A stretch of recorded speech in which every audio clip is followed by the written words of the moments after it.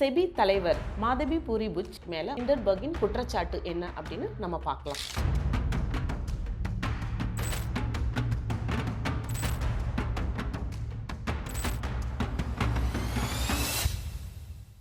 August 10ஆம் தேதி இந்த குற்றச்சாட்டு பார்த்தீங்க அப்படின்னா நம்ம செபி தலைவர் மாதவி பூரி புஜ் மேலே வந்திருக்கு. ரிப்போர்ட் வந்தப்போ பார்த்தீங்கன்னா ஷேர் மார்க்கெட் வந்து ஒரு சைட்வே ஒலட்டாலிட்டி ஆனால் டவுனில் தான் போயிருக்கு. ஏன் போயிருக்கு, எதனால, இந்த ஹிண்டன்பர்க் அப்படின்றது யார்? ஸோ இப்போலாம் வந்து உங்களுக்கு ஹிண்டன்பர்க் ரிப்போர்ட் வருதுனாவே ஷேர் மார்க்கெட்டில் கண்டிப்பாக ஒரு டவுன் இருக்கும் அப்படின்றது ஷுர், கண்டிப்பாக தெரியும்.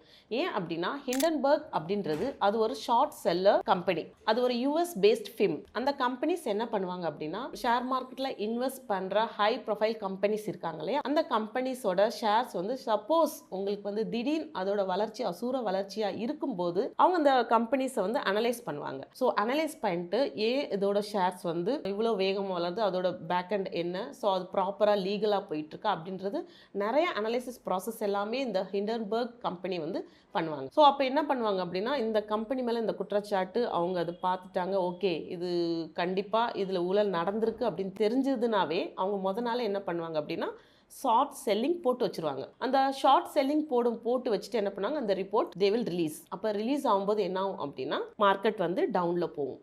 அப்படித்தான் அதானி குரூப் எப்படி ஃபாலோ ஆனாங்களும் இந்த ஹிண்டன்பர்க் ரிப்போர்ட் வச்சு தான் நடந்தது. நம்ம எல்லா ஷேர் மார்க்கெட் மியூச்சுவல் ஃபண்ட்ஸ் எல்லாத்துக்கும் என்ன சொல்கிறோம் அப்படின்னா அதுக்கான ரெகுலேட்டரி போர்டு இருக்கு இல்லையா, செபி அப்படின்னு நம்ம சொல்கிறோம். ஸோ செபியோட ரெஜிஸ்ட்ரேஷன் இருந்தால் மட்டும்தான் நம்ம அதில் வந்து ஷேர்ஸ் ஆகட்டும் எல்லாமே இன்வெஸ்ட் பண்ணுறோம். அப்படியேப்பட்ட செபி அப்படின்றது securities and exchange board of India. அந்த போர்ட் மெம்பர் சேர்பர்சன் மத்ஹபி அவங்களே வந்து ஊழல் பண்ணியிருக்காங்க அப்படின்னு தெரியும் போது இது எப்படி சொல்கிறது அப்படின்னு தெரியல. ஸோ என்ன நடந்தது அப்படின்னா அவங்க பொதுவாக வந்து செபி சேர்பர்சன்ஸ் பதவிக்கு வர்ற முன்னாடி என்னன்னா அவங்க வந்து ஒரு சட்டப்படி என்ன அப்படின்னா ஷேர்ஸ்லயோ மியூச்சுவல் ஃபண்ட்ஸ்லயோ வந்து இன்வெஸ்ட் பண்ணக்கூடாது. ஏன்னா அவங்க அதில் இருக்கிறனால தெரியும் அவங்களுக்கு. ஸோ அப்படி இருக்கும்போது அவங்க எப்படி இந்த ஷேர்ஸ்லையும் மியூச்சுவல் ஃபண்ட்ஸ்லையும் அப்புறம் வந்து ஷேர்ஸ்லையும் இன்வெஸ்ட் பண்ணியிருந்தாங்க, ஹவு இட்ஸ் பாசிபிள்? அப்போ ஹிண்டன்பர்கோட குற்றச்சாட்டு என்ன அப்படின்னா இவங்க வந்து தன்னோட ஹஸ்பண்ட் டாவல் இருக்காப்லையா, அவர் வந்து பிளாக் ஸ்டோன்ல ஹீஸ் அட்வைசரி, அவரின் பேர் மேல வச்சு இவங்க வந்து மியூச்சுவல் ஃபண்ட்ஸ் ஆர் வந்து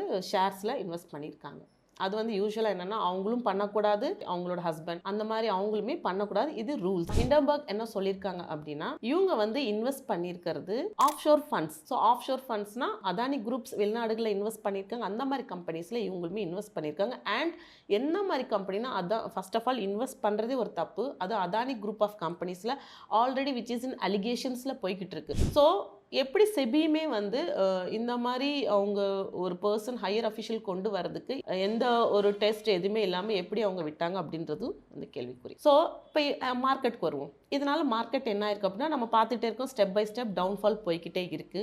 25,000ல இருந்த நம்ம நிஃப்டி ஆகட்டும், now it's come back to 24,700, now 24,139 இந்த மாதிரி டவுன்ஃபாலில் இருக்குது.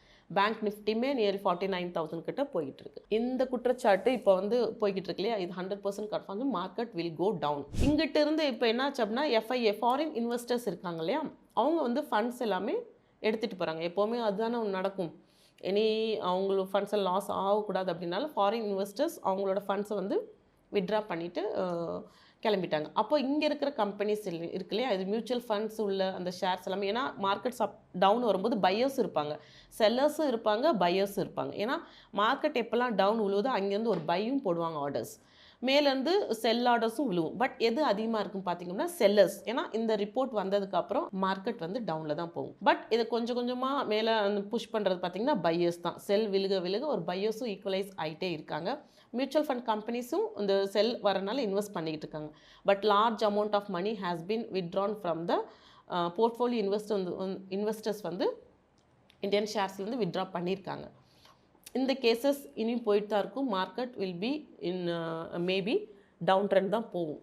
ஸோ இதுக்கு அகெயின்ஸ்டான நிறைய என்ன சொல்கிறது டெய்லி உங்களுக்கு பார்த்தீங்க அப்படின்னா இதை பற்றியான ரிப்போர்ட்ஸ் எல்லாமே வந்துக்கிட்டு இருக்கு. ஸோ ப்ரூஃப் ஆயிடுச்சு அப்படின்னா the market will be in a downfall.